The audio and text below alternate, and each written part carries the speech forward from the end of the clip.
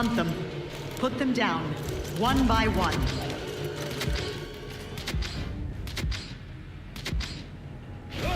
Let's go fuck this shit up! Solid.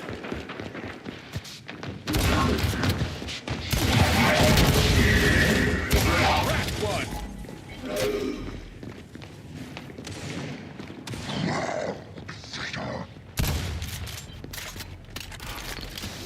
I got one!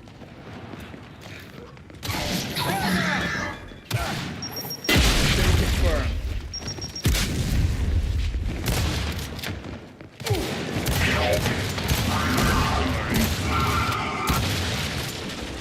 Calling dibs.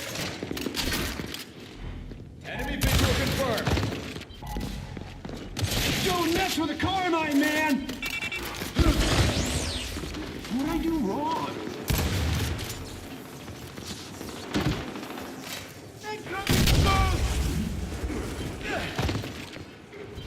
Pick it up. Enemy spotted!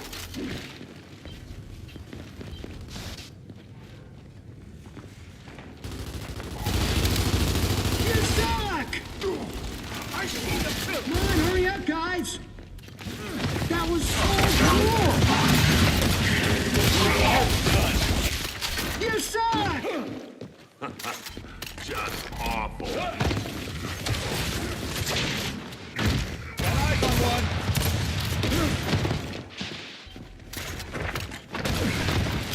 Medic! Got eyes on one.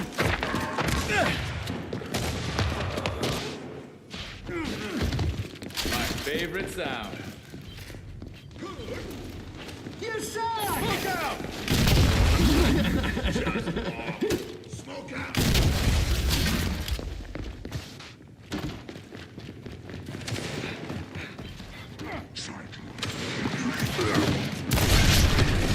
You're not. Smoke out!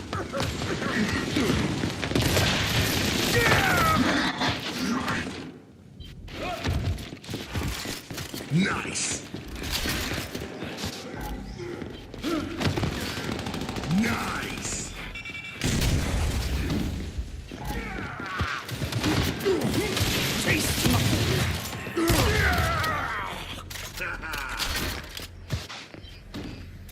Ah, shit! Smoke out! Nice!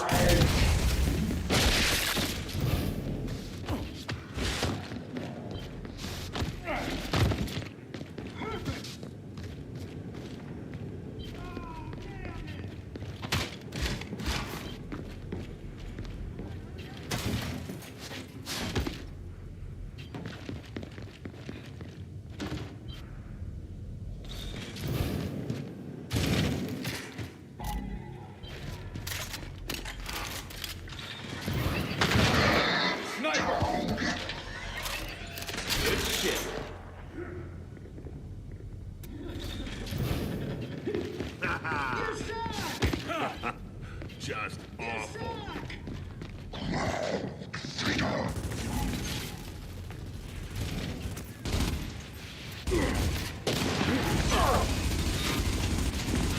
Target my mark! Picking up.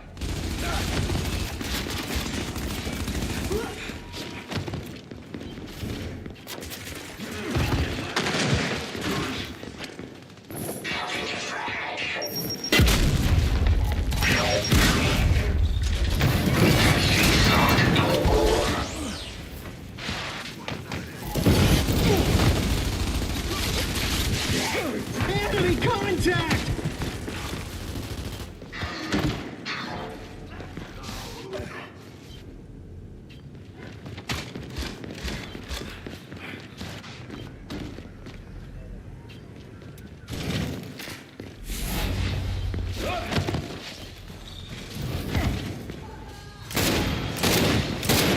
Target spotted.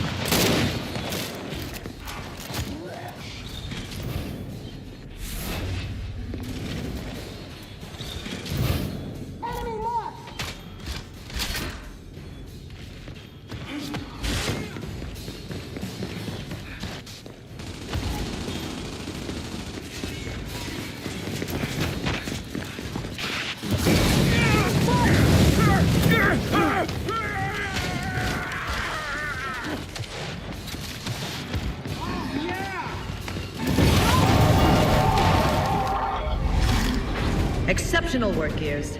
But there is much more to be done. Onward.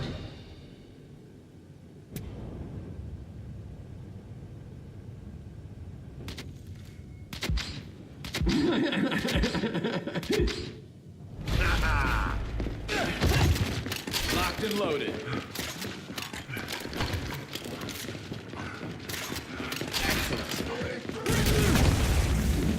Mine. Flame out! Throwing fire! Attack my mark! Throwing smoke! Eat some dirt and die! Enemy visual confirmed.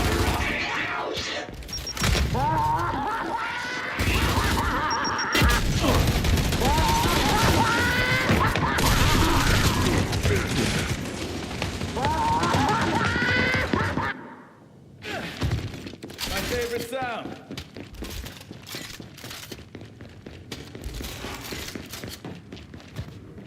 Requisition.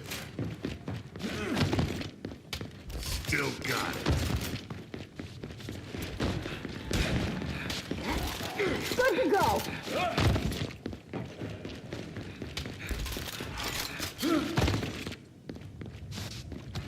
Hostile! Excellent.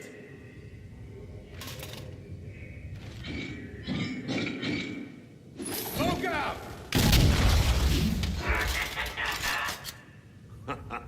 Just awful. Suck! You suck! Throwing smoke.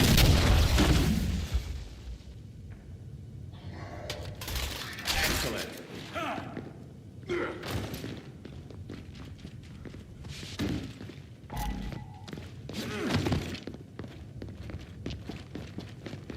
Enemy mark! Flashbang out! Oh, yeah!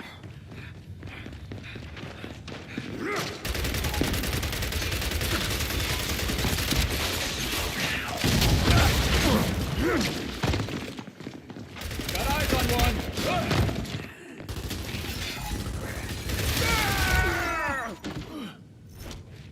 Don't mind if I do!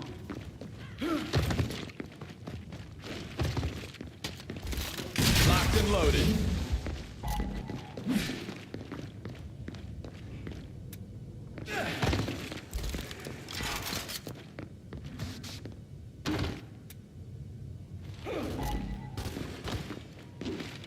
Still got it.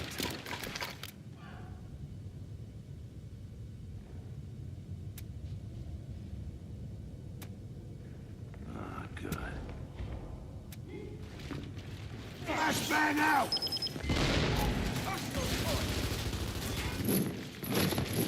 Lock and load. Frag out!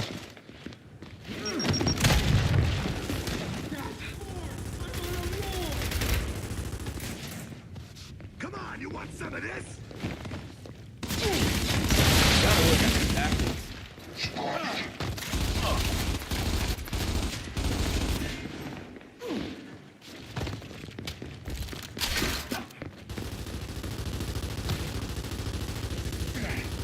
I see him!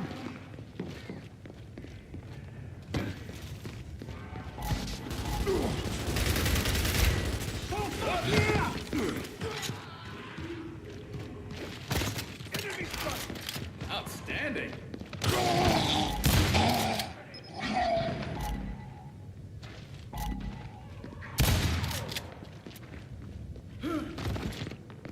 Hostile marked.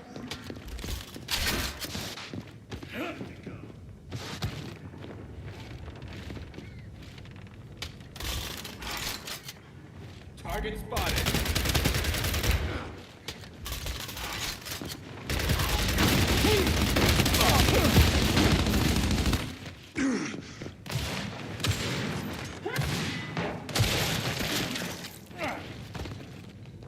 Oh, I see you!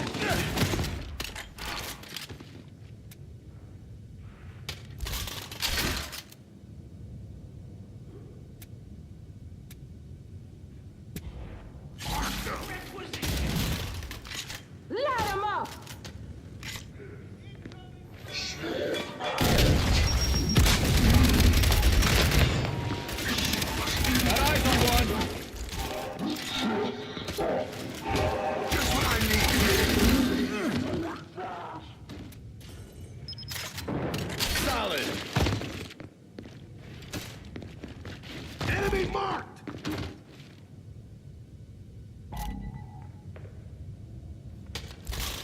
Yes, sir.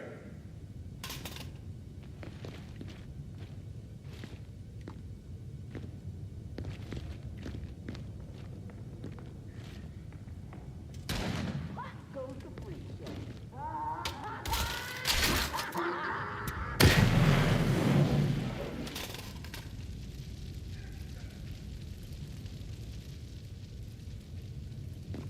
Target acquired.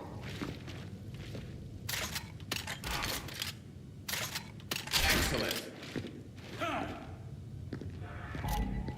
Target my mark! Good shit.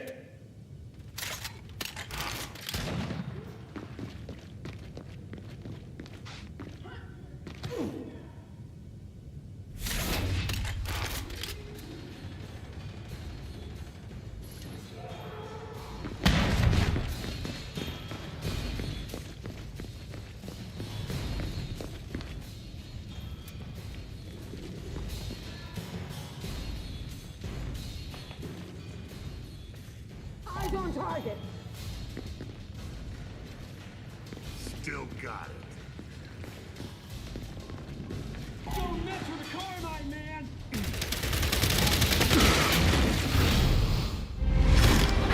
Victory! One of our coalition's finest traditions. You've done us all proud today. Come on, hurry up, guys!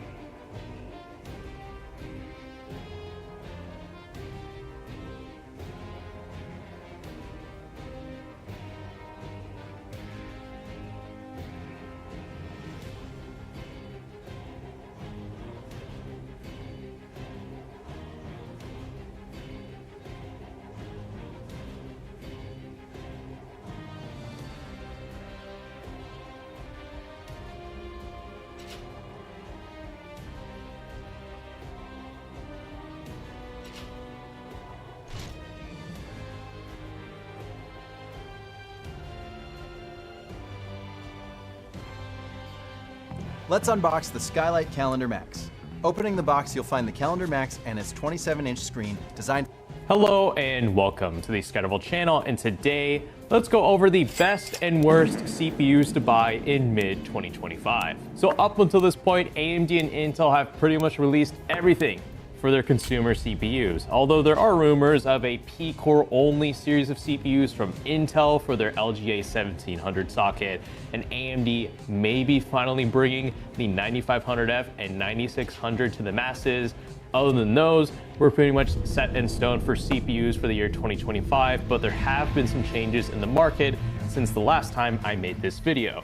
So if you want an up-to-date recommendations of what are the best budget CPUs, mid-range CPUs, and high-end CPUs, not just for gaming, but for even stuff beyond that, like productivity and workloads, then I'll try to do my best to fill you in on what's good and what's bad in this video. But unlike last CPU Buyer's Guide video, this time around, it's going to be even easier thanks to the help of a second new website that I created called cpus.gg. So if you want to play around with this website yourself, you're welcome to. But here, I'm going to play around with, specifically for this video, the tags here that let me find CPUs that are better than just for gaming. I can find some that I recommend for artificial intelligence, running many virtual machines at the same time if you're running multiple operating systems, live streaming, esports, those are pretty self-explanatory. Be aggressive, And of course, how many devious, cores and and threads watch we your want back. out of our CPU, and what socket we're looking for these CPUs. This is a super cool website that pretty much lets you find the right CPU for your system based off of your needs, while separating CPUs from high-end to mid-range to budget. So this should be a really beginner-friendly website if you don't know what CPU is going to be right for your PC. So I'll be featuring this website quite a bit throughout the video, and otherwise, let's get straight into my best budget CPUs to look into for mid-2025. So I'm going to start off the best budget CPUs to get in mid-2025 segment off with some bad news, especially for those of you who are maybe interested in building a budget gaming PC around an older Ryzen 5000 CPU. So right now, RAM manufacturers are slowly phasing out older DDR4 RAM kits in favor of new DDR5 RAM kits that are supported by the latest Intel and AMD chipsets. And why this matters to old AM4 CPUs like Ryzen 5000 is that B550, B450, X570, X470, and any AM4 motherboard you can pair with one of these 5000 or older CPUs can only utilize DDR4 memory, which for a good part of the last 2 years was actually in some ways a benefit for budget PC gamers because DDR4 RAM kits are still significantly cheaper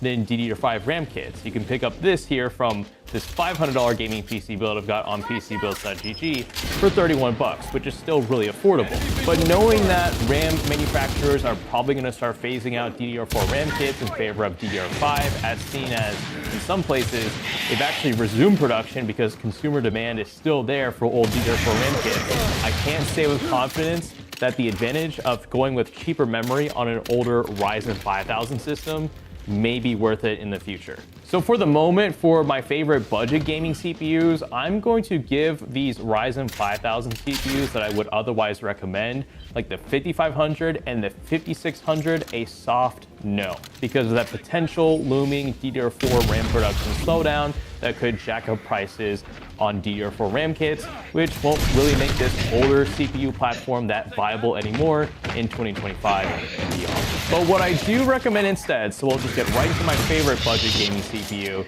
Right here, it's the first #1 ranked under CPUs.gg in the budget category. It is the Ryzen 5 7500F. And heck, if you weren't comfortable with buying this CPU from AliExpress, you can get it on Newegg for $140. That is ridiculously good.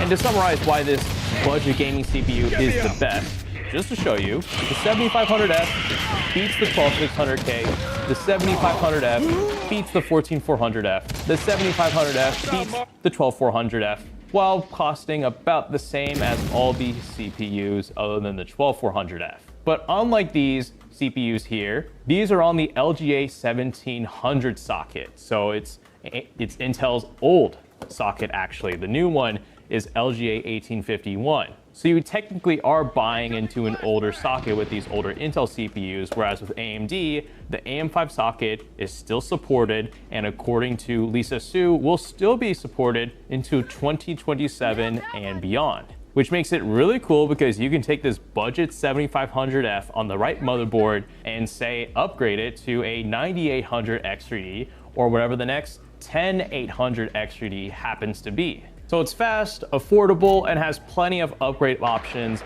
being on the AM5 platform. That's why it is #1. Really, honestly, I just stopped watching. I just skipped to the next mid-range or high-end segment of CPUs if you want to see what my favorites are for those.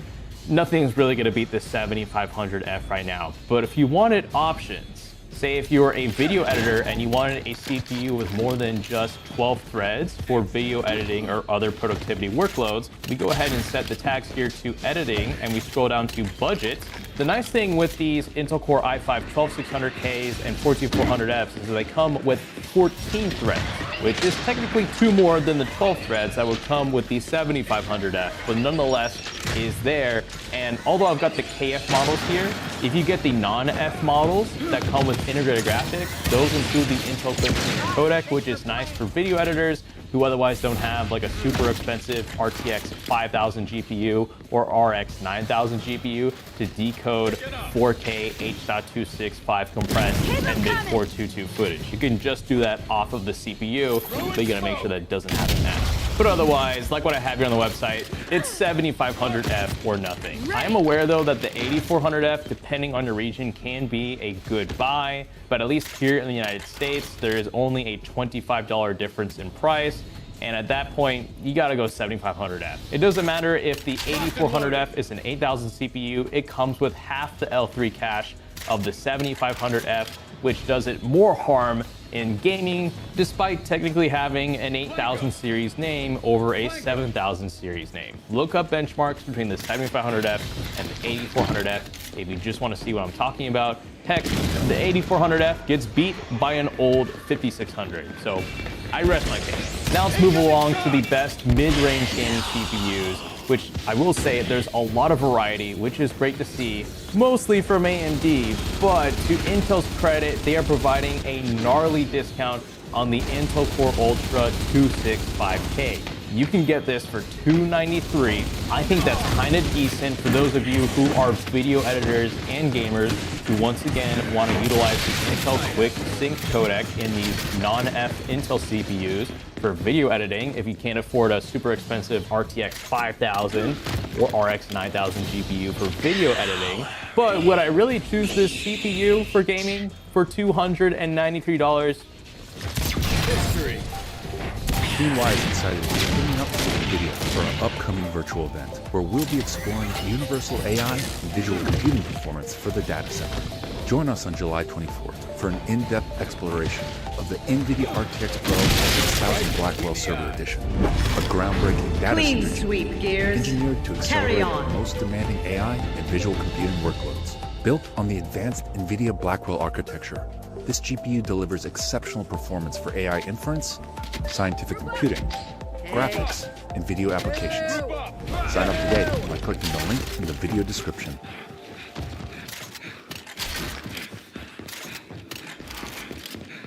Pick it up. No, because for the same price, you can get the 9700X for right now at $300 on Amazon. Oh, never mind. $313. This CPU will go down in price during Prime Week, which is going to be happening soon after this video. It should be about $290, not $313. It's actually at that point, the 7700X would actually be an even better buy, because in terms of gaming performance, the 7700X and the 9700X are really close. That said, look at that price difference. This is $245 versus the 9700X's $313. And the only thing you're really giving up between the 9700X and the 7700X is power draw. The 9700X is a much more efficient CPU, whereas the 7700X does draw more power, will be hotter, but has roughly the same performance as this. This is what I recommend for the mid-range, although right now I've got the 7700X as my favorite mid-range gaming CPU right now because of that really good discount, putting it at $245. That said, I do want to give a shout out to the 9600X. It is on also a pretty good discount for $175 on Amazon and other websites.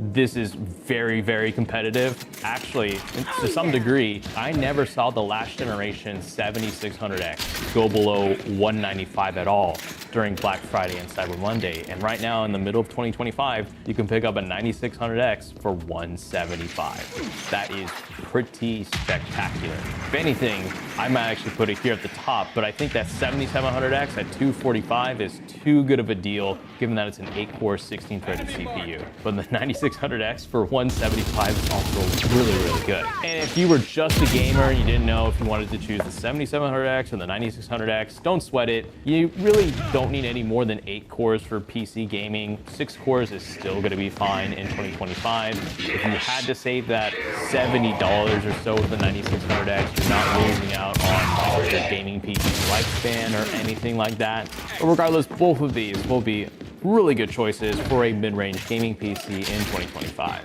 And I would like to see the Intel Core Ultra 245K go on an even heavier discount because 260 is not enough. It loses to all of the aforementioned CPUs that I talked about in gaming.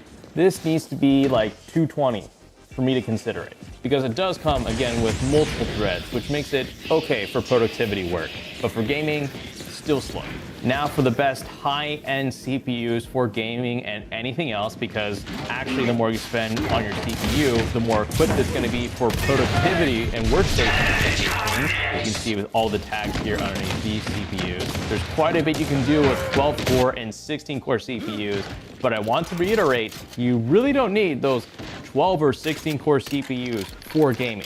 But also, spoiler alert, this is pretty much entirely going to be dominated by AMD. And that is because these X3D CPUs right here, the 9950X3D, the 9800X3D, and the 9900X3D combine the best of both worlds of gaming and multi-core productivity workloads, which is something the Intel Core Ultra 285K that I have right here simply can't do. It does not match the gaming prowess of these higher-end X3D CPUs whatsoever while retailing for more.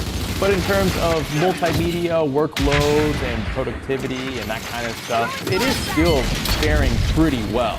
So if you were just someone who does work on your PC, not gaming at all, then the 285K is going to be cooler, quieter, and draw less power than these CPUs right here. But if you wanted that all-in-one gaming and workstation CPU, you're not really going to find that in the 285K. You're only going to find that in the. So I just want to put that out there. This is not a bad CPU for stuff that isn't gaming, but for gaming specifically, no. Don't get a 285K just for gaming. You're wasting your money. My two favorite gaming CPUs at the moment in the high end, it's gonna have to be either the 9800X3D or actually the last generation 7800X3D, which I haven't talked about much. I will do so in a little bit. But why I like the 9800X3D is that it is in stock, it is slightly below MSRP. We could see a discount on it during Amazon Prime Week or other competing retailer sales. And if you simply wanted the fastest gaming CPU that isn't the 9950X3D that only offers like a 1 to 2% uplift in performance while retailing for almost $200 more, then this just makes way more sense. And heck, if you look at the tags right here, this CPU still has 16 threads, so it can still do any 3D rendering workloads that are going to be mostly handled by the graphics card, but then just need a capable CPU to support it. Still going to be good for video editing. 8 cores and 16 threads is still going to be good for video editing. Live streaming, you don't need more than 8 cores and 16 threads, because most of it is handled by a high-end GPU. Think of the hardships humanity and regardless, has endured. this has 16 Will you threads. You roll can have over and multiple die for these applications monsters open in now? the background, and it's not going to hurt your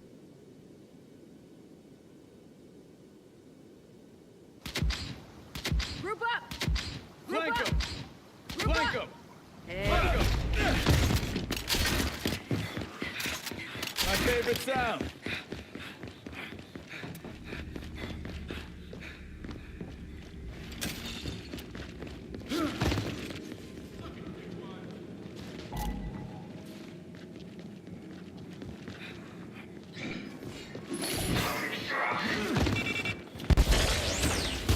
Target spotted.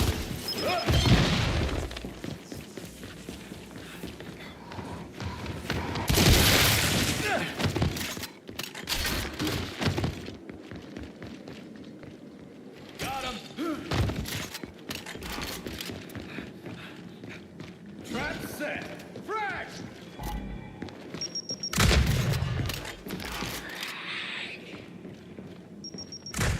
Oh yeah!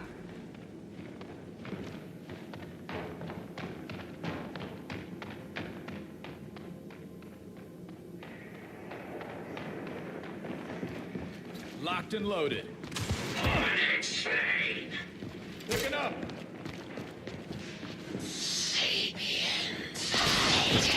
Target down.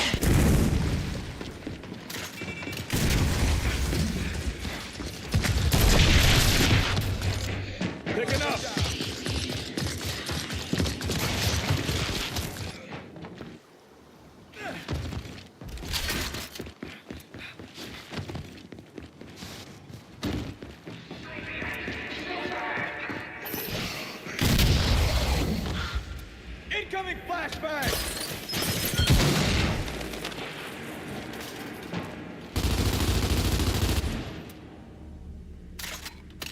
Locked and loaded.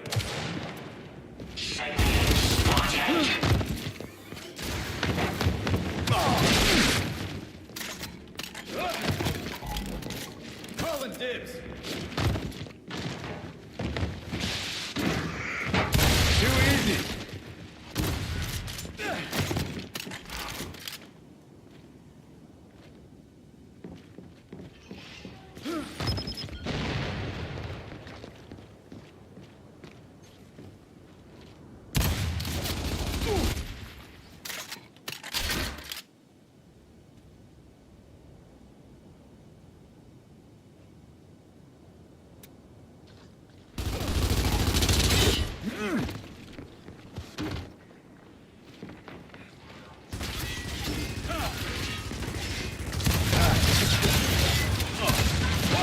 Incoming frag! Yes, sir.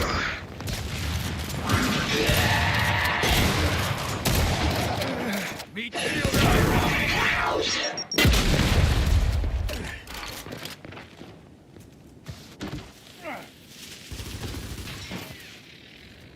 locked and loaded.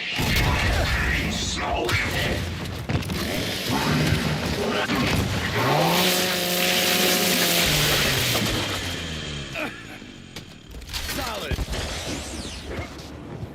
Picking up.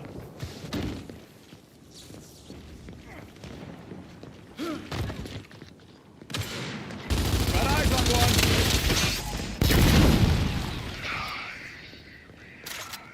Solid.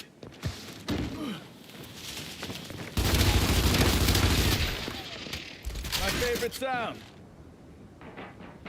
Oh! Got eyes on one. And on to the next.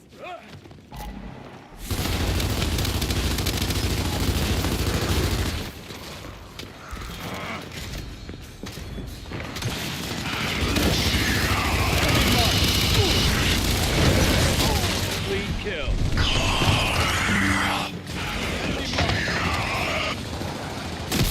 Clean kill.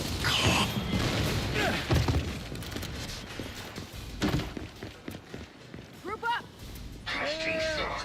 Look out!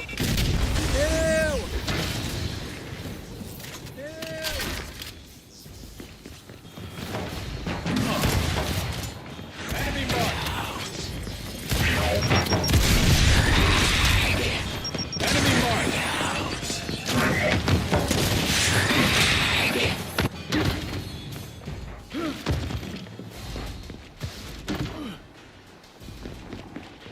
Target spotted.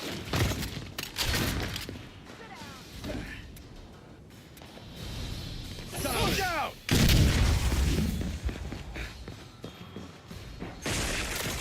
Keep it up.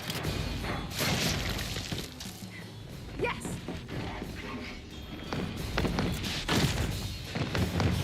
Enemy visual confirmed. This is a war that can be won. And with gears like you, it is a war that will be won.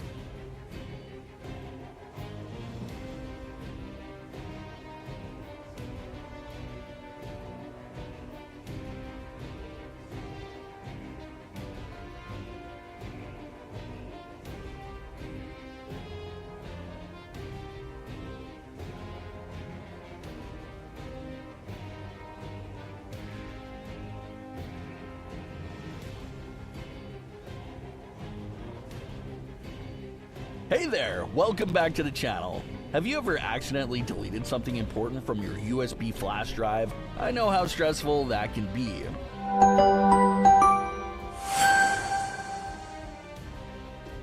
Just last week, I came back from a trip with tons of great photos on my USB, and while transferring them, I somehow deleted everything.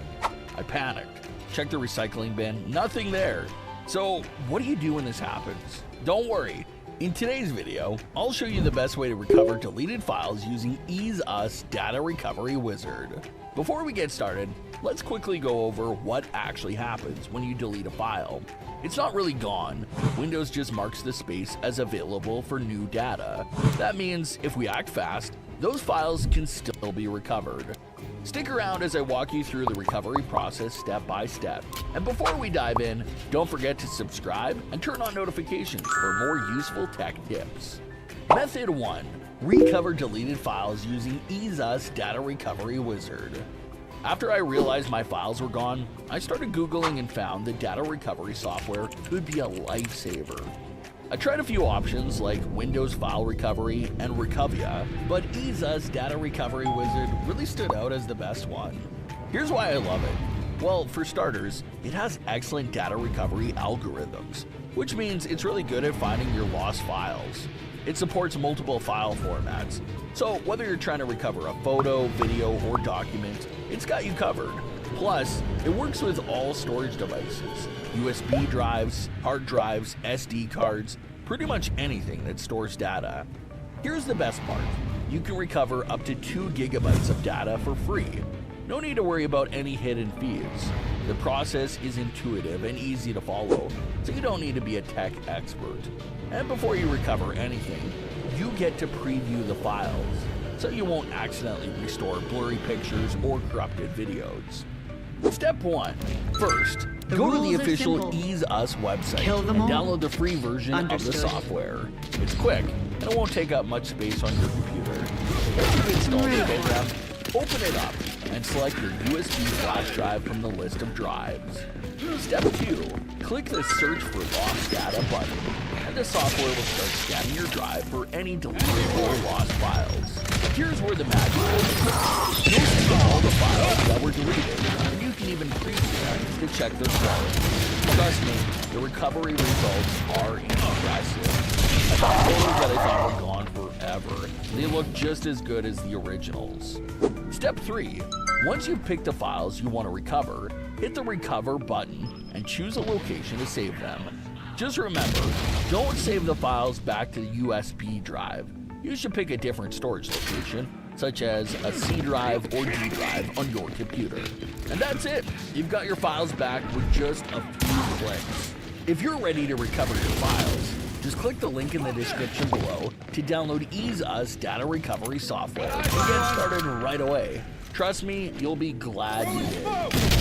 Method 2. Restore files with Windows File History. Now, if you're a Windows user and you've set up file history beforehand, there's another way to recover deleted files. It's a built-in feature, so no need to download anything extra.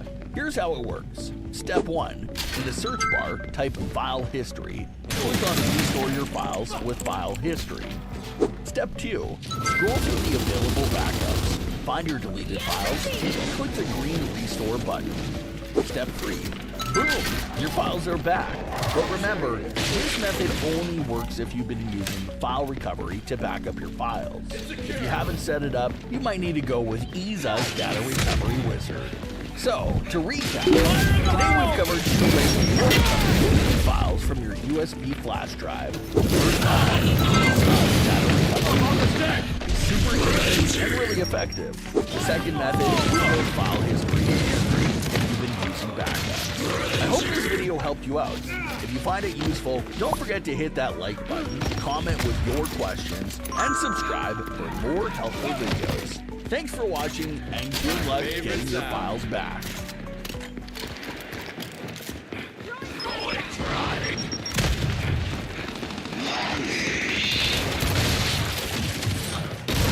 This is Layla. She's looking for a new game to play. You want to see some alien life forms? How about winning a Medal of Honor? Harvest some crops under the moon? You want to defeat a giant magical dragon? Much better. Shop thousands of games at the best prices at cpkeys.com. Target spotted.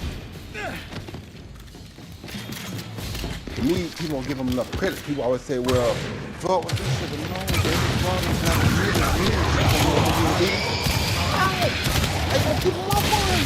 Sugar is a dog. People don't, just because his name Sugar don't mean nothing. Sugar is a dog. People don't give him enough credit for that. You gotta think, this is around, between around 13 and 14, I think. And so at least say you're blowing it, son. Sugar Leonard got went there and put these things on time and hurt. Your timing hit you just like G-Man. You've been hit. So for Sugar to go out there and do that, man, they don't give Sugar enough credit. You understand me? They don't give Sugar enough credit.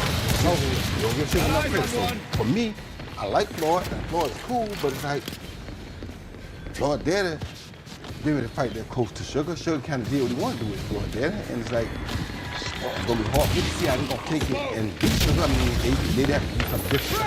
Now, if he did something different, he probably gonna change. But just the way he's been doing with normal people, it's not gonna work. And what I saw in Prime, it's not gonna work with him.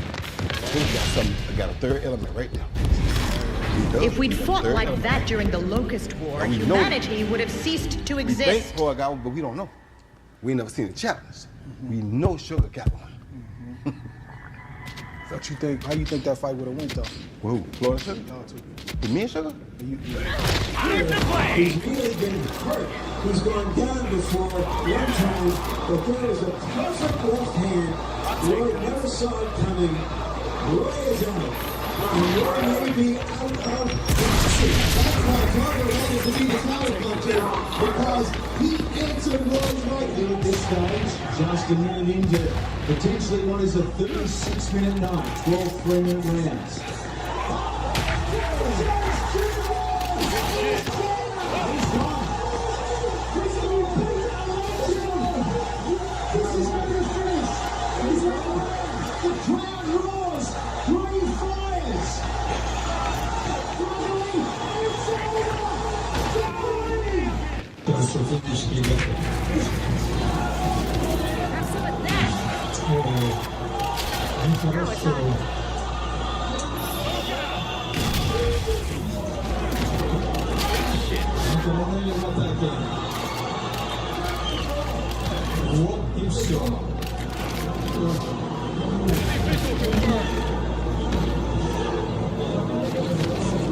Очень жесткая, очень тяжелая атака. И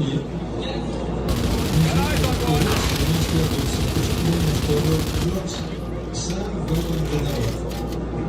Он позволил. Yo, man. Back, another edition of Urban Politicians TV, UPTV. Make sure you stay on your pivot at all times, man. Had to come tap in as Floyd Mayweather woke up yesterday and gave everybody a reminder that not only do I say I'm TDE the best ever, if I'm into it with you and it's an issue and you keep speaking on me, I'm going to show you why I'm TPE, the pettiest ever. Because that nigga decided to have somebody record him watching highlights of Roy Jones Jr.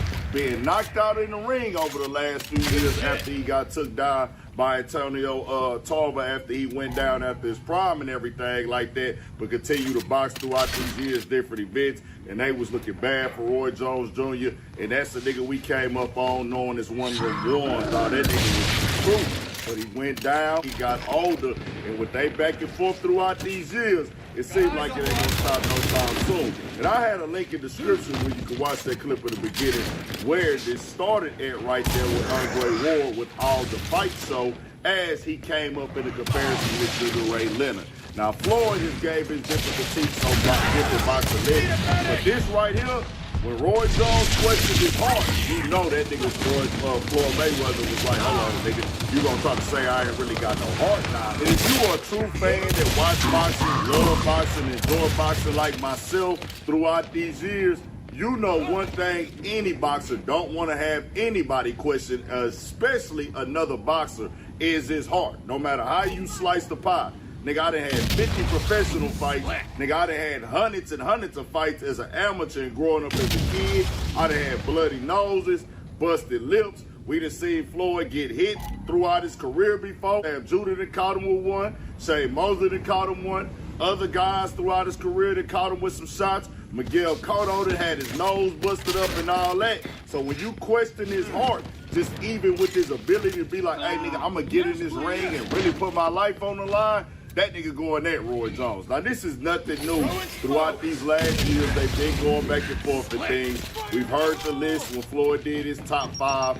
Roy Jones didn't like it because of what he said about Muhammad Ali throughout the years and his defense style of doing the like rope-a-dope or the, not the rope-a-dope, the like ball up and take the hits and stuff like that. And what he said about Roy Jones' fight style at that time as well. Roy Jones and Muhammad Ali is the same fight. Their defense is their legs. They're young, and at the top of their game, they can move.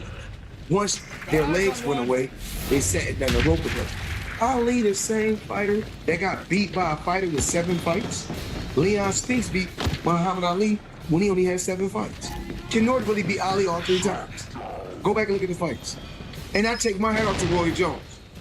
Still beat more world champions than Roy Jones. Then Roy Jones started critiquing his career, questioning him, saying he was ducking people in his prime, and them just taking their little shots at each other. So this is nothing new. Do you respect the Floyd 50-0, or is it like... You got to respect anything a person does and stay undefeated that long. So I respect it to a degree, yeah. Is it a 50-0 that I think, oh, he the greatest fighter all the time? No. And Chavez was 80-0 at one point. 80. You could retire at 80-0. You go up top that? No. You gave your all. It was not enough. Right? And you now got our 50, you doom stopped draws because of near. Rocky Marciano. Right. So Rocky died. If he wouldn't die, he probably would have kept going too. So that's, and then at the end, you fight a guy that's 0-0 for number 50. How can I respect it? Yeah. You feel me? Right. So, I mean, I love Floyd, don't get it wrong, I'm not hating on Floyd, but come on, bro, you fight a guy that's 0-0, Conor McGregor was 0-0, and they let you do that? And either way, I rock with both. What they brought to the boxing game, most definitely is just one of them things. They not gonna get along, but Floyd Mayweather just showed he's one of the pettiest niggas ever, because you got to think what went through that nigga mind in this moment. I'm going to sit on the couch and I'm going to play Roy Jones Jr. get knocked out, and I'm going to have somebody stand behind me and record me, and I'm going to upload this to my Instagram story so niggas can see who are you to talk about me and what I got going on in my career and things like that. They both got their reasons for not liking each other. People don't agree with Floyd's takes with where he is in boxing, where he ranks himself and where he's ranked other boxers. Floyd is more of a defensive fighter, a magician in the ring. He says the object of boxing is to hit and not get hit, so he puts that in high regard.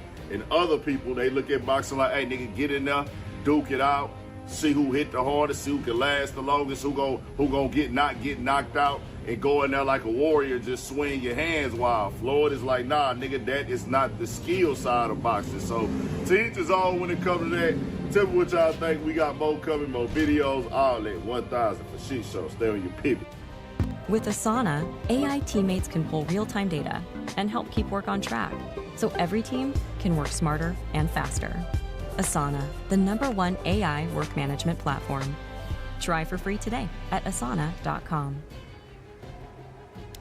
World leaders and people throughout the world are absolutely furious at Donald Trump and the Trump regime. It seems that every day Donald Trump just wakes up and then he'll make a post that's just incredibly offensive against the sovereignty of a nation, whether it's Canada, whether it's Brazil, whether it's Japan. This morning he's posting about Brazil after the leadership in Brazil said it would be a big mistake if you're tariffing us. We run a trade deficit with the United States.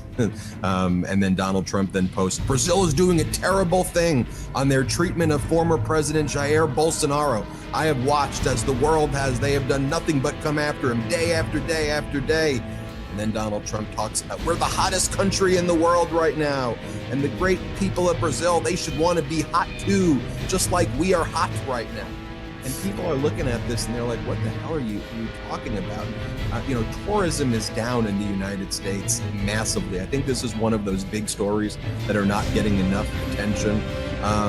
We're seeing that tourism may be down $29 billion this year as people just are traveling. I think the number could be even more than that. And if you just anecdotally speak to people in different countries, they'll tell you they had trips planned, they're canceling trips, they were thinking about buying real estate in the United States, they have no plans on doing it while Donald Trump is in power right now.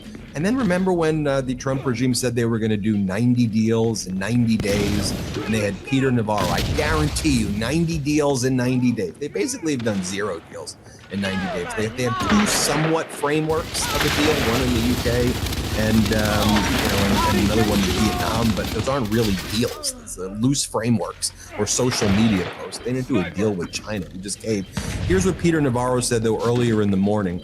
He was the guy who said 90 deals, 90 days. He goes, I'm super happy, though, with the progress. This is what we want. This is what we want.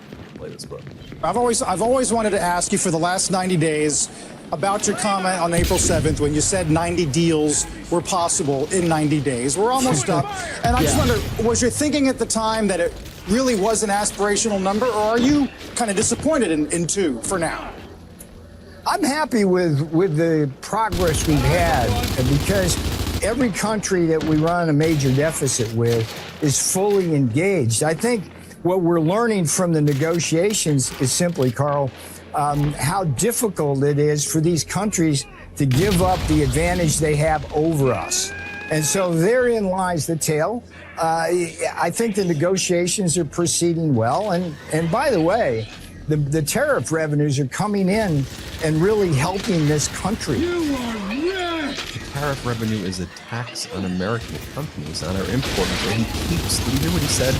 He thinks a deficit is a tariff by another country against the United States. Fundamentally, it's based on the most ridiculous thing that all of a sudden, if you enter a deal with Vietnam, Vietnam is going to start purchasing all of these American things with all of the wealth that Vietnam has. And also, I mean, we're seeing headlines like this: India proposing retaliatory duties at the WTO against U.S. tariffs on autos, Japan drawing hard lines in its trade negotiations. I did a whole video on that. I want to bring in right now, though, David from The Atlantic. He's got a new show on The Atlantic, The David Frum Show. It's on YouTube, it's on Spotify and Apple.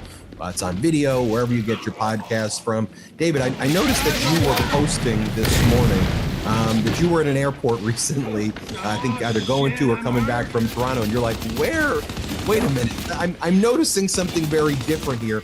And then in your conversations with some of your friends, they're saying, people are incumbent. So I know it's anecdotal, but there's a broader thing I want to talk to you about. Well, I'm born in Canada. I live in the United States. I cross the border 20, 30, 40 more times a year. I crossed it just yesterday. I flew from Toronto into Washington, D.C. So at Pearson Airport in Toronto, there's a giant hall for people bound for the United States. Just the United States, not the rest of the world, just the United States. The hall can potentially hold hundreds and hundreds of people, and a lot of the times I've been there have been hundreds and hundreds of people. The last few times, there have been dozens and dozens. I flew on a Sunday afternoon, which is when you fly if you had business first thing Monday morning, as I did. There maybe 2 dozen people. I appreciate it. You go through much faster, but it's a sign that something is seriously wrong. And as you said at the beginning, there's a lot of data about how Canadians are avoiding travel, other people too. And while tourism is not the biggest industry in the U.S. economy, the mistrust and dislike of the United States that is expressed by the lack of tourism is being felt all across the economy. You know, you wrote 2 articles here recently that I think are, intertwined with this. So yes, tourism, big deal, but then you also layer on that, what's one of the major causes of why tourism is down? It's because Donald Trump's attacking all these other countries. He's attacking their sovereignty. He's saying he wants to annex them. He declared a trade war against the world. Your recent article is why Trump is losing the trade war. And he's focused, when you come to think about something like Vietnam, why'd we do a fake trade deal with Vietnam, which to me isn't really even a deal? It's because Trump's building a resort in Ho Chi Minh City. They bulldozed all of the land there and went over cemeteries so Trump could get properties. That's crushing us. Tell us why you think Trump is losing the trade war against the world as he's enriching himself. You remember that old Norm Macdonald comedy sketch about Germany in the 20th century? That Germany fought a war. Who did they fight a war against? The world. And you might think it would be close, but it would be difficult, that would be easy, but it was close. This war, the trade war, is against the world, and it's unlike the German war against the world and the Norm Macdonald joke. It's not close. When you listen to someone like Peter Navarro, he is as useful on the subject of trade and tariffs as Bobby Kennedy Jr. is on preventing disease. That is, Bobby Kennedy Jr. is making disease more, and Navarro is destroying the American economy. What a tariff is the equivalent of picking up a hammer and hitting yourself in the head. And he's saying to the world, we will not stop hitting ourselves in the head unless you all agree to hit yourselves in the head. You know, people are saying, well, we don't want to hit ourselves in the head. Tariffs are bad for the person imposing the tariff. You don't hurt the foreigner with the tariff, you hurt yourself. You make people pay more. You have higher taxes, you have higher costs. The big bill that Trump has passed, stunning victory. Supposedly it has Perhaps the bill, commendations $2 billion in revenues from tariffs, which are imposed on working people and middle-class people. But it's an especially vicious tax because most of the cost of the tariff, only a small part of the revenue from the tariff, the cost of the tariff, goes to the government. So you put a giant tax on people, collect a little bit of revenue for the government, and most of it is just pure waste. It is just lost to the whole U.S. economy and the world economy. As we take a look at some of the changes that are happening in really the world order. I mean, someone like you who's been steeped in politics your entire career, to watch in a very short period of time, it seems a world order that was known before changing, with the United States taking a increasingly pretty weak and isolated position in all of this. You see all the moves that are being made, whether it's Canada and the European Union forming defense alliances.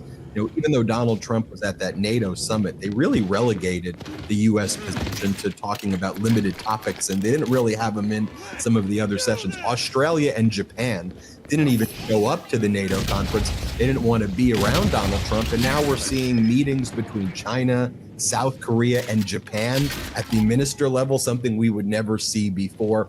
It seems that things are, let me get your perspective on what you're seeing, and do you think it would have happened this quickly, and what are you observing? Well, let's compare two great powers, the United States and China. The Chinese economy is nearly as big as the United States, not quite, maybe it will never catch up, but it's a peer. But the United States is surrounded by wealthy and technologically advanced, like-minded countries. So America's bulwarked by Europe, by Great Britain, by Japan, by Australia, by Canada, by Mexico. It is surrounded by friends. America's borders are secure. Americans don't have to worry about their immediate neighborhood. Their immediate neighborhood is safe. China is surrounded by enemies, from Vietnam to India. And enemies, by the way, it's made. It's not like they're victims. They have provoked these enemies. And they have no friends. So obviously it's much better to have wealthy, powerful friends. But Donald Trump sees that as a problem.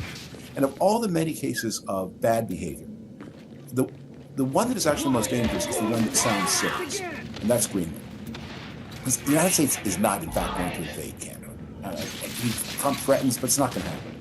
But the United States easily could seize control over most of the territory of Greenland. There are only, 50, 80,000 people who live there. The only military forces on this vast near continent are American. It could very easily do it. But if it does, it will be committing aggression against NATO ally Denmark.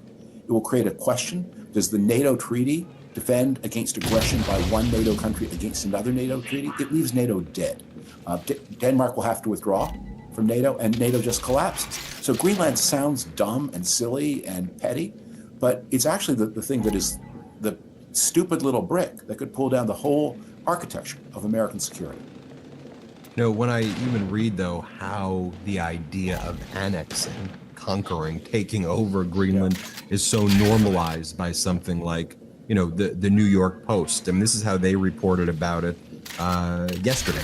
They wrote, by connecting the U.S. to Greenland, which Trump has vowed to annex one way or another, its flight demystified the Arctic island for ordinary Americans. Greenland is not some inaccessible fantasy land. It is, in fact, closer to New York than it is to Denmark, which colonized Greenland. And so you see this, and it's very much the language of Vladimir Putin. And I think even discussing the idea of annexation that the U.S. is, whether it's done or not. When Trump says we're going to make Canada the 51st state, when he says we're going to annex Greenland, that gives a green light, I think, to China to say, okay, well, we're going to annex Taiwan. And it gives a green light, right? Something that needs to be stressed about that article in the New York Post. Some of your viewers may say, New York Post, so what? The person who wrote that article was a former U.S. ambassador to Denmark. That's someone whose job it is to help not just explain the American point of view to Denmark, but Denmark is a country just smaller, it's wealthy and successful, but it's small, it's easy to lose sight of its imperatives. That person's job is to come back and remind Washington policymakers, this is an important friend. Don't take them for granted. And instead, she's putting her effort into advocating aggression, invasion, attack, annexation. And as you say, what it does is it legitimates aggression everywhere. Because one of the things that the world's dictators, Putin's, China, and their talkers inside the United States, the Tucker Carlsons, always want to say is America is no better. Who do you think you're? Do you think you've got ideals? You've got nothing. You're just another dictatorial imperialist machine. And the best answer has always been America's right. When I was young in Canada growing up, we knew anti-Americans would say, America, there's no difference between Soviet Union. I would always answer, believe that there's no difference between your the Soviet Union and the accomplishments United States. today You have to believe honor there's those no who difference served between the level of before. freedom in Canada and the level I'm of freedom grateful. in Poland. And we all know it's a lot freer in Canada than it is in Poland, so obviously the big neighbor is not the same. So it was the testimony, it's the date. So when people slur the United States, it is the testimony of Denmark, it is the testimony of Portugal, it's the testimony of South Korea, it's the testimony of friends all over the world who says, no, we benefit from American protection. We value American friendship. They are friends, they are partners. They're richer and stronger than others, yes, but they're friends, they're partners, you can trust them. And when you undermine that, you not only encourage foreign dictators, you encourage those at home, like the Tucker Carlsons, who want to destroy the American system of democracy by